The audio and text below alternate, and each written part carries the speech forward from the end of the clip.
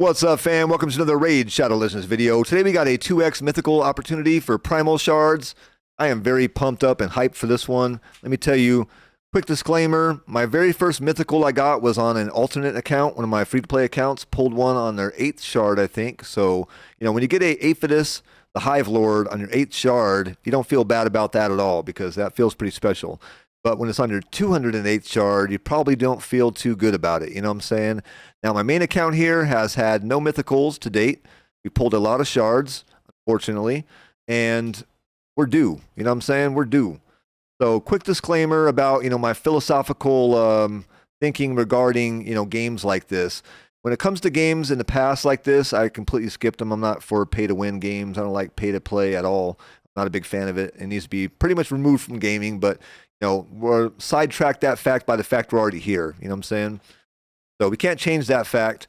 Prior to now, if I played a game, I'd pay $60. I feel pretty good about that. Game company put $60 worth of time and effort into the game. I give my $60. It feels like a good transaction. When they come out with some add-on content later, like they come out with a expansion pack or something, I always feel good about buying that too, because I like supporting the game companies. When it comes to a game like this one, where it could be hundreds, maybe thousands of dollars to get a champion you want, I think that's absolutely ridiculous. When it comes to $60 for a game, I like supporting the companies, but when it comes to crazy amounts of money, I'm not a big fan of it, to be honest. Now, this is me personally speaking, but again, we're here. You really can't change that fact. So as long as the primals have been out, the mythical shards have been out, I have not bought a single one. I've tried to protest that. I feel like I do a pretty good job of protesting the shards by not spending. I can't, affect everybody, obviously. I can't control what everyone else does, and I'm not going to or even try. If you want to go spend, then you spend. If you want to play it how you want to play it. But for myself, I think I waited long enough to pull for a mythical and get one. So I'm very, very excited and pumped up for this opportunity right now. I am due one. We're past pity, and we're going to get one guaranteed without a doubt. So with that said, let's go ahead and get started pulling. My top 3 champions I want, probably Lazarius, Crixia, and Star Sage. So if I could get one of those guys, it is an absolute win. If I get an Aphidus, I'm going to probably break a keyboard. Probably even shouldn't even say that, and jokingly, people out there be raging and smashing stuff. But, honestly, I'm not going to be too happy about it. You know what I'm saying? It's a bit too much of an investment to go for an Aphidus at this point. So real quick before we pull, we got a 15 times chance on Poison Champions. We got Theodore, Battle-Khazar, Calvalax, Zavia, who I personally don't have. We got Venomage, Ashma, and Delaja. Don't need any of the epics, but if you need them, use them for the fusion. Go ahead and get one pull in real quick. Even out the numbers. All right, I wasn't expecting red off the bat anyways. Now we got 80. Go ahead and start pulling 10s. I'm expecting a lot of epics. 32% chance we should see a lot of purple. There we go. Orpheus the Tusk. Fodbor the Bard. He's kind of good for some specific uses in the Fire Knight when it comes to dwarves. There's some dwarf quests in the advanced quest sections. We got Tarshan there. Tarshan's kind of good for Centranos. Next 10. Luria. I'm trying to use Luria right now, as a matter of fact, on stage 6, hard mode, Centranos. So she has a AoE freeze attack. It's very nice. Let me get that legendary. Let's go. Raphmatab. No. All right. Raphmatab, man. I'm not a big fan of you. I'm just not a fan of you. Sorry. Elder Spear. Attacks one enemy. One has a cooldown increase. It's all right. Stampede. Attacks all enemies. Got a provoke, block damage buff. Field of the Clans, increase resistance and reflect damage buff on all allies. And then the passive Brawny Surge, as champion's resistance is increased by 50 whenever their active skills are on cooldown. I think he was the introduction to increased resistance, if I'm not mistaken. I never really used him, to be honest. I think he was a guaranteed champion too. Duke the Pierce. I gotta learn how to pronounce that one. Urames, that's my baby Angar right there. Orden. I like Duke the Pierce a lot, man. Got decreased defense. Very clutch. Very good in the secret rooms. All right. Beast Wrestler. Myrmidon. Eothar. Eothar's okay. Miscreated Monster. There we go. Let's go. Red. Garal Blood Maul. Whew. I kind of like it. I kind of don't. Ilicinia. I needed her for the fusion. Garal Blood Maul. Let's go. All right, Foe Crusher. Attacks one enemy, has a 50% chance of increasing the cooldown of a random skill on the target by 2 turns. Also removes any shield buffs, HP based. Got Hammer Quake, attacks all enemies, places a provoke debuff on all enemies for 1 turn. Also places an unkillable buff on this champion for 3 turns, HP based. Bonded by Blood, removes block buffs, debuffs from all allies, and places a 50% ally protection buff on all allies except this champion for 2 turns. Also places a shield buff on all allies for 30% of this champion's max HP. Killer Cure, when attacked, decreases the duration of all buffs on the attacker by 1 turn.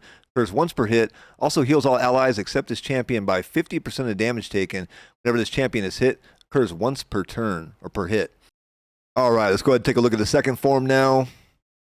Kind of cool. She's like, it's all on fire. The hammer looks amazing.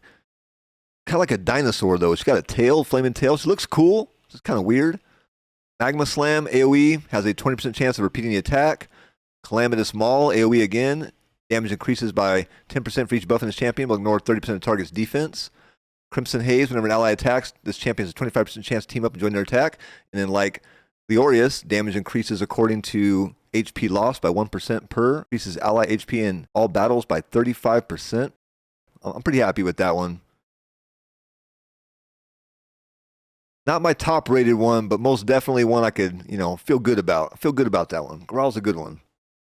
Probably going to use her in the Hydra personally. I don't think I can use her in the arena.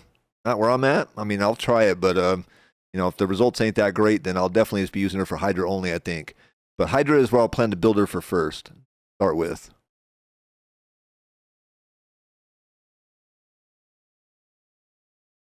Epics. The epics have been raining through. Like, I'm pretty happy with the epic rate. 4-star chickens is basically what many of them are for me. And Dahlia, she's for the fusion. Oh, there we go. Let's see another one.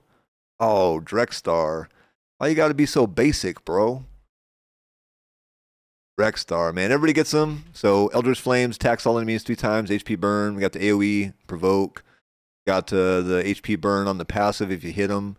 Everybody knows who Drexstar is. You get them like from the fragments or champion arena things, like really early in the game. Hard to use that guy these days. Ashima. So we got another one for the fusion for Lady Mikage. I've got a lot of champions for that today. But I still need Inda. Come on, Inda, where we at? Ashima again. So she's the one from the target boost.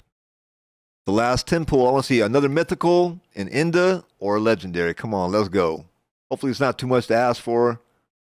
I do believe in speaking things into existence, though. That's why you hear me say a lot of stuff. Like, if I want it, I'm going to say it. And, sometimes it comes true. You never know. Last one, what we got? Oh, Sanctum Protector. Okay. So, not bad haul, I think. We got Garal, we got 1 mythical, we got 2 legendaries, we got a ton of epics, man. Like, almost every single one we need for the Mikage fusion except for Inda. Let's check the Faction Guardians and see if we actually need any of them. Looks like Barbarians. Might be able to work with Barbarians and get the 5th one. Pull out Theseus, I suppose. Maybe Wither. Definitely put Drexstar in there, though, because I prefer to get the Sissies out. And then the Barbarians one looks like we're going to get that one up. I don't think I got a double Rathmatab, so basically that's going to be plus 10 speed right here. Let's go. That's what I like seeing. So Rathmatab, not the best champion in the game, but getting the Faction Guardians up, that's a win. That's a win. Go ahead and check out the Deck of Fate or whatever it's called now. Honestly, I think this is probably the first one I'm ever going to pull and pull all of them for. Like, I don't think I've ever had an opportunity to pull all these before or even close to it. So, first time in account history, we're going to pull all these. Not really sure exactly what order to pull them in. Normally, I pull, I'd say, at least half. I mean, so I kind of know where some of the ones will be at. Like, blues are usually in this row right there. And nothing this time. But we got a green. 100 gems. I love the gems. Perfect. But we're going to be able to get every single one this time, so we're clearing it out. We're getting every single reward. It's a matter of, can we get the 3rd one? Can we get the 3rd one? Ah, man, that would have been nice. That would have been nice. All right, 2 blues. 1 more. Nope. Damn. Yeah, I'm really bad at this at the moment. I thought I'd be better. I thought I'd probably, do a little bit better. Especially the blues. I thought at least I'd get 1 triple blue. And I'm really doing bad. Can't even do the triple greens. That's awful. Wow. Okay, 300 energy, triple green. I like it. I'm wondering, where's the points at? There's 25. Got 25 earlier. There's another 25. Okay, another triple blue. 250 gems. Nice. Green. Purple. Green and green. Man. Close to getting another one at the end there. All right. Yeah, so, okay. We got a little bit of the points early on. I kind of missed them a little bit. That's a lot of stuff. That's a lot of good stuff. Not sure how to feel about that because that took a lot to get, you know, pulling all those primals, but at the same time, you know, it's better than not getting the rewards. I don't know. Feels all right. Feels all right. We'll put those to good use for sure. Okay, we got 3 more things here for the Festival Titan event, and then we got 2 more left to pull. We'll get those with the Dungeon Divers and probably Classic Arena. Dungeon Divers would do it, but I'm not going to do the whole Dungeon Diver event. Unfortunately, I got to clear some space before I could pull the artifacts out of the mailbox. Pain in the butt. I'm like filled up on artifacts. It is always a constant chore. I'm sure half the gear is decent and the other half is probably trash and needing some chaos ores. All right, before I wrap this video up, I'm going to go over to the Make-A-Wish Foundation really fast and make a quick donation. When it comes to charities in this world, there's a lot of very noble and honorable charities, whether it's your local community, your national community, or the community of the world at large. You know, I feel like giving back some time, knowledge, sometimes money is a great thing to do. So today I'm going to give Make-A-Wish Foundation $100 just because I feel like we really need a organization like them in this world. They're doing great work. I love what they do. $100 to them. You guys have a great day. You guys stay blessed. We got Easter coming up. You guys take it easy. Have a great day. Peace.